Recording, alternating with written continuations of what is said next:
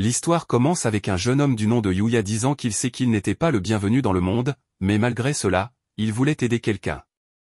En marchant dans la rue, il entend une voix féminine semblant en détresse et, en allant voir de quoi il s'agit, il découvre une fille harcelée par un groupe de voyous. En entendant cela, il commence à être nerveux, son rythme cardiaque s'accélère, et il devient anxieux. Il prend son courage à deux mains, s'approche des hommes et les interpelle, mais ceux-ci commencent à l'insulter pour son apparence exotique. Il essaie de discuter avec eux malgré son bégaiement, disant qu'il n'aime pas la situation, mais les voyous n'apprécient pas et finissent par le battre. Au milieu de tout cela, la police arrivée, d'une certaine manière, il sauve la fille même s'il est battu pour cela. Elle essaie de l'aider à se relever, mais il refuse et se redresse en titubant, disant que tout va bien. En rentrant chez lui, il se souvient de son grand-père lui apprenant à être gentil avec les gens dans le besoin et que, pour cela, il faut du courage. En arrivant chez lui et en voyant son garage délabré, il pense à son apparence qui agace les autres et même ses parents qui ne voulaient pas qu'il mélange ses vêtements avec ceux de ses frères, qui étaient plus beaux que lui. Au lycée, tout a empiré pour lui et il a subi des brimades encore plus extrêmes. Toute sa vie, seul son grand-père a été gentil avec lui, mais malheureusement, son grand-père est décédé récemment, le laissant seul. Après sa mort, son grand-père lui a laissé ses économies et cette maison, mais même alors, ses parents ont tenté de tout lui prendre. Mais les préparations minutieuses de son grand-père ont mis fin à leur plan. Ses parents l'ont complètement abandonné et il a dû commencer à travailler pour subvenir à ses besoins. Le jour de sa cérémonie de remise des diplômes, alors que tout le monde riait joyeusement dans la cour de l'école, il pleurait en cachette, lisant toutes les insultes qu'on avait écrites dans son cahier. En tentant de fuir par l'arrière, il est renversé par un groupe de brutes qui le poursuivent, disant que même diplômé, il sera toujours leur souffre-douleur. Il dit qu'il était pressé car il devait aller à son travail à temps partiel pour faire des livraisons, mais il ne s'en soucie pas et commence à le battre. Son frère est en arrière-plan, regardant et riant des coups qu'il reçoit. Quand il se relève enfin et se rend à son travail, il est renvoyé pour retard. À la maison, après avoir mangé, en se brossant les dents, il se regarde dans le miroir et commence à pleurer, le brisant d'un coup de poing dans un accès de fureur. Même avec la main coupée, il continue à frapper le mur tout en se plaignant, mais à ce moment-là, une porte tournante s'ouvre et l'aspire à l'intérieur. Il entre dans une pièce sinistre pleine de choses étranges. Il dit que son père a toujours parcouru le monde en collectant des objets, mais qu'il n'en avait jamais vu aucun auparavant. Il voit une porte au fond de la pièce, décide de l'ouvrir et découvre une autre pièce de l'autre côté, avec seulement une table et une étagère. En regardant autour de lui, un écran apparaît devant lui, disant qu'il s'agit d'un autre monde. Il confirme qu'il est toujours dans la pièce de sa maison et retourne dans la précédente. Et l'écran réapparaît. Il montre des informations importantes qui semblent venir directement d'un jeu, et il s'excite en découvrant qu'il est le seul à pouvoir utiliser cette porte vers un autre monde selon l'écran. Il décide de vérifier ses statistiques, mais tout est au niveau 1. Voyant qu'il a des points de compétence, il les attribue tous à la compétence de boîte à objets, sachant que c'est utile dans les jeux. Après cette ouverture, il ouvre la fenêtre de sa maison et voit une magnifique forêt à l'extérieur. Il comprend enfin qu'il est dans un autre monde. En regardant sur la table, il trouve une lettre écrite dans la langue native de ce monde, mais l'écran de notification réapparaît et lui montre une compétence de traduction qui s'avère utile. La lettre indique que le propriétaire de la maison est sur le point de mourir et que seuls ceux qui trouvent la maison peuvent hériter de tout ce qu'elle contient. Elle précise également que, comme elle est transférée par Mana, personne d'autre que lui ne peut y entrer. Il est également dit qu'un sage l'a laissée pour lui, bien qu'il ne puisse pas imaginer ce que cela pourrait protéger. En regardant autour de lui, il prend une épée parmi plusieurs autres et, en l'analysant, il réalise qu'elle est bien plus incroyable qu'elle ne le semble. Il décide de quitter la maison avec l'épée pour explorer les environs et se demande si tout cet espace fait toujours partie de sa maison.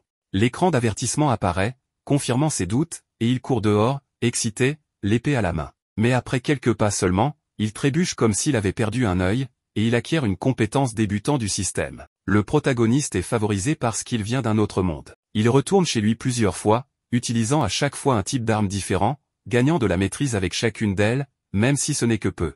Instinctivement, il sait que toutes les armes là-bas sont dangereuses, mais même peu d'entre elles servent à changer son statut. Il décide de stocker les armes dans sa boîte à objets, au cas où il pourrait les utiliser un jour. À ce moment-là, quelque chose crie. Un énorme monstre hurle à la barrière de la maison. Le protagoniste se rappelle que seul lui peut entrer dans cette résidence et il se calme en utilisant l'évaluation sur le monstre. Il découvre qu'il s'agit d'un ogre de sang de niveau 300, mais le monstre démontre de l'intelligence en arrachant un arbre pour le lancer sur le protagoniste. Cependant, la barrière de la maison le protège à nouveau.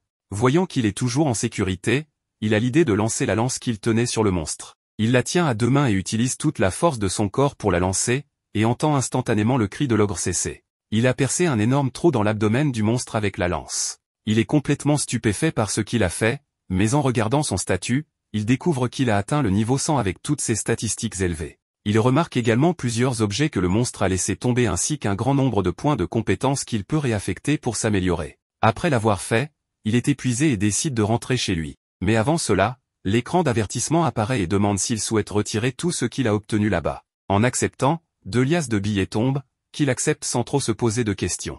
Pendant la nuit, son corps subit une mutation et il hurle de douleur. Le lendemain, on voit un changement radical, quelqu'un se réveille. Il regarde son abdomen et est confus, mais en se touchant, il ne réalise pas tout de suite ce qui s'est passé. Son miroir étant brisé, cela l'empêche de voir son nouveau visage. Il remarque qu'il n'a rien à se mettre et décide de prendre les vêtements que le sage avait laissés pour lui. Dans l'autre monde, sans se rendre compte qu'il est littéralement devenu une autre personne, il remarque que son champ de vision est légèrement plus élevé. Il continue à vaquer à ses occupations et à s'occuper du jardin de la maison.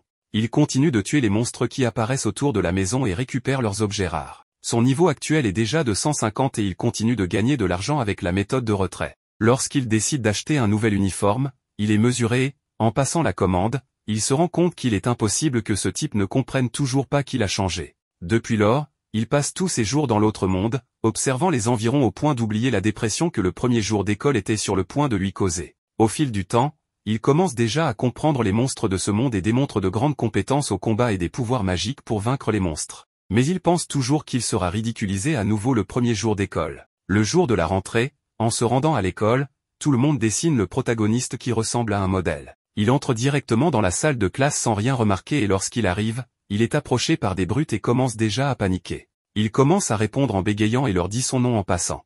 Mais en disant cela, tout le monde est complètement stupéfait. Et ni les brutes ni leurs frères qui les observaient à la porte ne le croient. Au moment de la pause, il se précipite aux toilettes comme d'habitude, mais en arrivant là-bas, il se regarde dans le miroir et est choqué de voir à quel point il a changé. Cela ne peut être qu'une blague. En sortant, il est plaqué contre le mur par ses frères et leur bande, qui lui demandent ce qu'il a fait.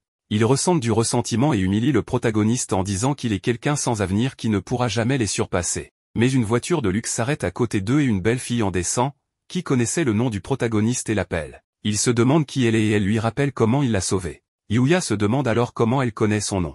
Elle admet qu'elle s'est renseignée sur lui parce qu'elle voulait le remercier et elle se présente comme Kaori. Elle lui demande s'il aimerait rejoindre l'académie Yosei, que Yuya reconnaît comme une école pour les super-élites. On apprend que Kaori est membre du conseil des élèves et que son père est le président de l'académie. Il est flatté par l'offre mais pense qu'il n'est pas assez intelligent pour rejoindre une telle académie. Son frère interrompt en demandant à rejoindre l'académie, affirmant qu'ils sont supérieurs à Yuya tant sur le plan académique que sportif, mais Kaori refuse parce qu'ils insultent Yuya, qui est leur héros. Elle révèle qu'elle s'est déjà renseignée sur eux et connaît tout leur comportement néfaste envers Yuya. Elle explique à Yuya que leur académie met l'accent sur la personnalité plutôt que sur les seules compétences académiques, donc il n'y aurait aucun problème pour lui de s'inscrire. Son assistante propose de lui montrer l'académie, alors elle l'entraîne avec elle et ils partent tandis que ses frères et sœurs n'en croient pas leurs yeux.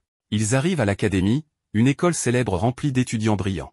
Ils rencontrent le président, Tsukasa, qui le remercie d'avoir sauvé sa fille. Yuya dit que ce n'était pas grand-chose, mais Kaori répond qu'il a été le seul à l'aider. Tsukasa l'invite à rejoindre l'école et propose même de payer ses frais de scolarité pour le remercier d'avoir aidé sa fille. Yuya est hésitant, pensant qu'il ne s'intégrera pas car seuls les génies sont normalement acceptés.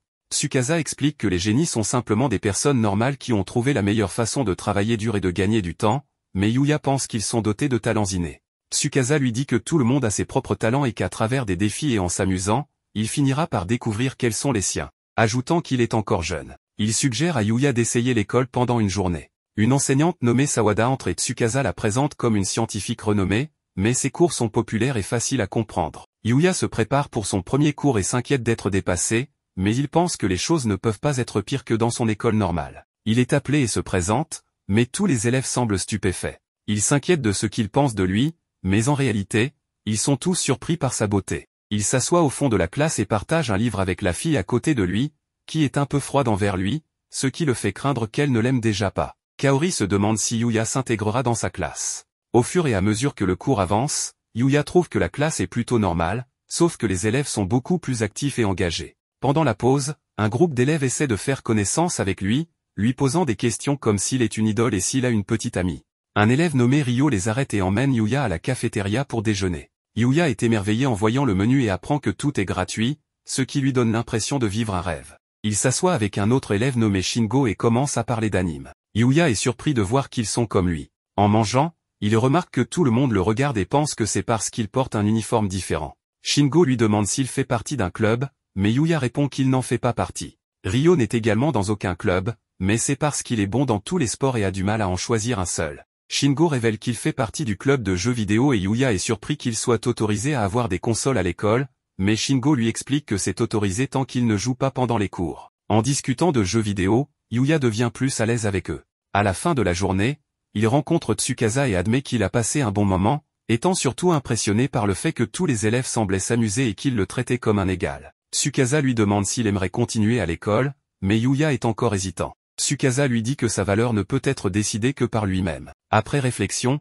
Yuya décide qu'il veut rejoindre l'école. En sortant de la pièce, il rencontre Kaori qui se demande s'il va rejoindre l'école. Il lui fait part de sa décision et elle est ravie qu'il ait décidé de rester. Elle l'invitait à la rejoindre après l'école et il visite quelques magasins dans une zone populaire. Yuya se demande si c'est là qu'elle traîne habituellement avec ses amis. Mais elle lui révèle qu'elle ne sort pas souvent parce que les gens semblent hésiter à cause de sa famille et de son père. Elle ajoute cependant qu'il est différent des autres. Yuya devient nerveux, alors il propose de vérifier la boutique de crêpes. En regardant les prix, il est content d'avoir pu encaisser de l'argent provenant de l'autre monde. En dégustant les crêpes, il passe un bon moment et Yuya veut essayer d'autres saveurs, mais il se demande soudain si manger trop pourrait le faire revenir à sa forme originale. Il demande à Kaori comment elle l'a reconnu alors qu'il a tellement changé, mais elle lui dit que bien qu'il soit un peu plus mince, elle l'a reconnu grâce à ses yeux, qui sont restés les mêmes. Elle lui propose de goûter à sa crêpe puisqu'il voulait essayer d'autres saveurs, alors il en prend une bouchée, mais se sent un peu embarrassé. Elle réalise soudainement ce qu'il ressent, mais il lui offre aussi de goûter la sienne. Elle accepte nerveusement et prend une bouchée, tandis que des filles les regardent en pensant qu'ils sont très mignons ensemble. Plus tard dans la soirée, Yuya décide de retourner dans l'autre monde. Enfilant une armure complète, il affronte les monstres qui apparaissent.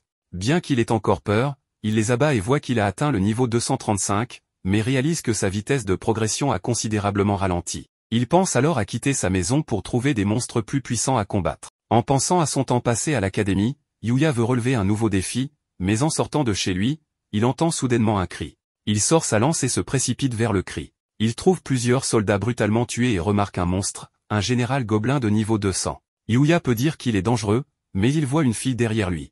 Il lance sa lance, mais le gobelin la dévie. Cependant, à ce moment-là, Yuya lui assène un coup de pied et le gobelin est vaincu. Il se tourne vers la fille, mais elle lui crie qu'il y a un autre gobelin derrière lui. Yuya est projeté au loin et constate que ce gobelin est à la fois plus fort et plus rapide que lui. Cependant, Yuya ne se laisse pas abattre, pensant qu'il a d'autres forces. Il utilise sa lance pour sauter par-dessus le gobelin, puis change d'arme pour son arc et lance une volée de flèches. Ensuite, il passe à nouveau à son épée et tranche le gobelin en deux. Il vérifie l'état de la fille, se demandant qui sont les autres humains dans ce monde, mais elle finit par s'évanouir. Il entend des hommes approcher, alors il utilise une compétence d'invisibilité pour les éviter. Des chevaliers viennent chercher la fille et on apprend qu'elle est une princesse nommée Lexia.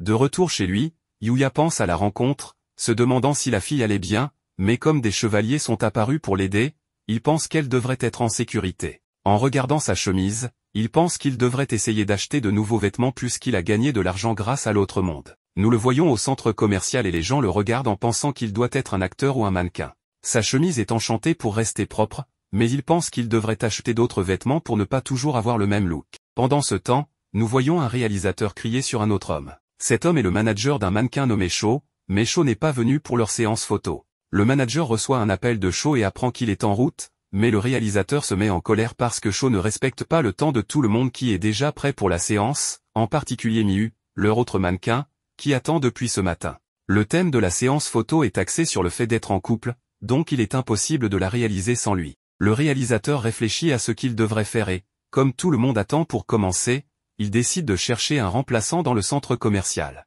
Alors que Yuya fait du shopping, il est submergé par le nombre de choix. Il est abordé par des filles et il s'inquiète que ce soit une tactique de vente. Elles veulent en savoir plus sur lui et lui offrent même de l'aider à faire ses courses. Il ne veut pas qu'elles se sentent mal, alors il les refuse aussi poliment que possible. Les filles sont stupéfaites et commencent à s'exciter à son sujet, mais Yuya se demande s'il a bien géré la situation. Le réalisateur a du mal à trouver un remplaçant, mais dit à son assistant qu'ils ne peuvent pas abandonner. Il passe devant Yuya et le réalisateur pense instantanément qu'il est celui qu'il cherche. Yuya est abordé et le réalisateur lui explique leur situation. Yuya est nerveux à l'idée de le faire, mais il pense à toutes les personnes qui comptent sur lui et finit par accepter d'être leur mannequin. Il joue le rôle du petit ami pour leur séance photo, prenant des photos dans différentes tenues et positions. Le réalisateur lui dit d'avoir l'air plus sexy, mais Yuya a du mal avec les directives. Miu lui dit qu'il s'en sort bien pour une première fois, et Yuya est captivé par sa beauté. Elle le remercie de les avoir sauvés, mais Yuya remarque qu'elle se rapproche de lui. Le réalisateur note que Yuya semble un peu raide. Ils se déplacent vers leur prochain emplacement et Yuya est impressionné par Miu, qui est une telle professionnelle malgré leur âge similaire, il est donc déterminé à donner le meilleur de lui-même. Miu s'accroche à lui pour la prochaine prise, et il panique alors qu'elle se serre contre lui. Le réalisateur lui dit de se rapprocher encore plus, alors elle passe ses bras autour de lui et se presse encore plus près, ce qui rend Yuya encore plus embarrassé et attire l'attention de la foule. Pendant ce temps, dans l'autre monde, nous voyons la princesse Lexia qui pense à comment elle a été sauvée. Elle décide de retourner dans la forêt sombre pour trouver la personne qui l'a sauvée, mais son chevalier se demande où elle va. Elle dit qu'elle retourne dans la forêt pour remercier la personne qui l'a sauvée. Son chevalier la prévient des dangers de retourner là-bas, mais elle leur dit qu'ils vont tous l'accompagner cette fois-ci et ils se demandent de qui elle a hérité un comportement aussi imprudent. De retour au centre commercial, la séance photo est terminée et Yuya est épuisé. Miu le remercie une fois de plus et Yuya s'étouffe soudainement avec sa boisson. Miu lui offre son mouchoir, mais Yuya s'inquiète parce qu'il transpire, mais il ne peut pas utiliser sa manche non plus parce que les vêtements ne sont pas les siens. Yuya réfléchit à son expérience de mannequinat et pense que Miu est incroyable, mais Miu dit qu'elle s'y est simplement habituée, mentionnant comment elle faisait beaucoup d'erreurs quand elle était encore nouvelle. Il pense que c'est la première fois qu'il porte des vêtements aussi à la mode parce qu'il n'a jamais eu l'occasion dans le passé. Il se demande pourquoi elle a commencé à faire du mannequinat et elle dit qu'elle voulait juste être remarquée parce que ses parents étaient toujours trop occupés pour passer du temps avec elle, et puis après avoir commencé à avoir des fans, elle a continué parce qu'elle avait des gens qui l'encourageaient et elle aimait pouvoir apporter du bonheur aux personnes qui la voyaient. Elle lui dit qu'il peut aussi le faire, disant qu'il devrait prendre son temps et lui rappelle de simplement profiter de tous les moments en chemin. Pendant qu'ils discutent, le réalisateur prend un tas de photos candides d'eux, mais à ce moment-là, Sho apparaît soudainement et la foule est excitée de le voir. Il s'approche de Miu en disant qu'ils peuvent poursuivre leur séance photo. Il la pousse contre le mur, voulant lui demander de sortir boire un verre, mais Yuya voit qu'elle est mal à l'aise. Il les interrompt et Sho se demande qui il est. Sho essaie de le frapper, mais Yuya le repousse. Tout le monde est choqué et Yuya pense à la lenteur du coup. Il s'inquiète de causer un scandale, pensant qu'il aura des ennuis pour avoir battu un gars aussi beau, mais la foule l'applaudit, pensant qu'il est cool. Sho se demande comment il a perdu même s'il fait de la boxe. Le réalisateur lui dit de partir parce qu'ils ont tout capté en 4K. Sho s'enfuit et Miu le remercie pour son aide, révélant que Sho la suivait partout et qu'elle ne savait pas quoi faire à ce sujet, mais le réalisateur dit que le comportement de Sho a toujours été mauvais et qu'avec ça, il ne travaillera probablement plus. Il se demande si Yuya est intéressé à faire plus de mannequinat. Yuya le remercie de lui avoir donné l'opportunité de travailler avec autant de professionnels, mais il pense qu'il n'est pas assez bon pour faire le travail correctement, donc il finit par refuser. Le réalisateur respecte sa décision et ils finissent par lui donner tous les vêtements de la séance photo en guise de remerciement pour son aide, car ils n'ont pas pu le payer puisqu'il est juste un amateur. Yuya pense que l'expérience était suffisante, mais le réalisateur dit qu'il est naturel d'être récompensé pour son travail, surtout parce qu'il est celui qui les a sauvés, alors Yuya accepte. Miu espère travailler avec lui à nouveau à l'avenir et il lui souhaite bonne chance dans leur voiture. Ensuite, le réalisateur pense que c'est dommage que Yuya n'ait pas voulu continuer sachant qu'il aurait été une star. En regardant les photos, Miu pense à quel point Yuya était différent et le réalisateur peut voir qu'elle rougit, alors il la taquine sur le fait qu'elle craque pour lui. Yuya organise sa garde-robe en emballant tous ses nouveaux vêtements, et nous voyons que sa photo a circulé dans les agences, qui se demandent qui il pourrait être. Nous voyons une femme désespérée de le signer, ordonnant à son associé de le trouver avant que d'autres agences ne le fassent. Voyant comment il a pu se tenir à côté de Miu alors qu'il est juste un amateur, elle est déterminée à ne pas le laisser partir. Pendant ce temps, dans l'autre monde, nous voyons les chevaliers de Lexia combattre contre des gobelins. Les chevaliers ont du mal et il y a soudainement un gobelin qui apparaît derrière elle, mais le gobelin est vaincu lorsque Yuya fait son apparition. Ils sont choqués de le voir et Yuya abat sans effort les gobelins. Lexia est heureuse de le voir réellement, et Yuya achève les gobelins. Il soigne l'un des chevaliers et Lexia s'approche de lui en disant qu'elle est venue dans la forêt sombre parce qu'elle avait quelque chose à lui dire. Yuya se demande ce qu'elle veut et elle lui demande soudain s'il veut l'épouser, ce qui choque tout le monde. Revenons à Yuya, qui ne sait pas comment réagir à la demande en mariage de la princesse.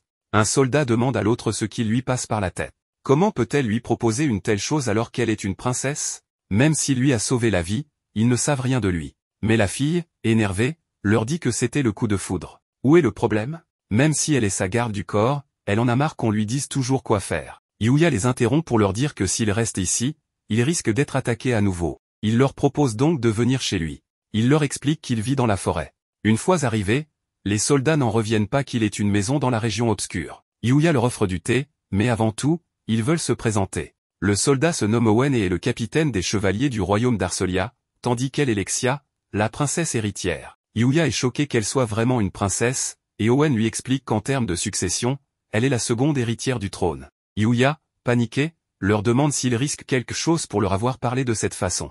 Mais il le rassure, ce n'est pas une visite officielle. Le plus important, c'est qu'il lui a sauvé la vie. Il se présente, il s'appelle Yuya Tanjo. Cela surprend, car ce nom n'est pas courant dans le royaume. Owen et Lexia se demandent alors d'où il peut bien venir. Lexia espère qu'il est un prince d'un autre pays, tandis qu'Owen craint qu'il soit un espion. Lexia s'excuse de ne pas lui avoir dit plus tôt qu'elle le cherchait. Elle avait simplement raconté que quelqu'un l'avait sauvé dans la région obscure, et ils sont venus pour qu'elle puisse le remercier en personne. Elle lui demande pardon de ne pas l'avoir remercié sur le moment, car elle avait perdu connaissance.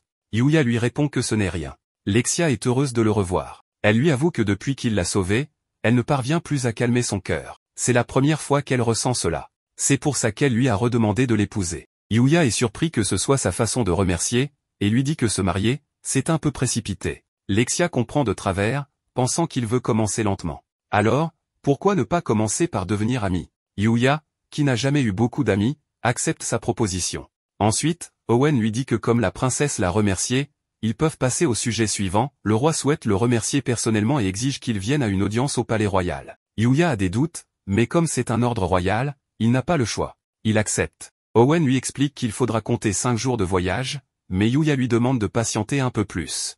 Owen accepte. Avant de partir en carrosse, Lexia lui dit de se préparer, car la prochaine fois qu'ils se verront, elle lui volera son cœur. Ailleurs, un homme est furieux contre son serviteur. Celui-ci lui annonce que les assassins envoyés contre Lexia ont bien réussi à la séparer de ses chevaliers, mais qu'ils ont été tués par des monstres dans la région obscure. Le chef demande alors comment Lexia est toujours en vie. Le serviteur ne sait pas répondre. Enragé, le chef le renvoie en jurant de se venger de Lexia. Il ne lui pardonnera jamais. Pendant ce temps, Yuya note dans son agenda la date de l'audience royale. Mais aujourd'hui, il doit aussi faire sa rentrée à l'Académie Yosei. Comme toujours, les gens le regardent dans la rue. À l'école, il parle avec le directeur, qui le félicite pour son admission.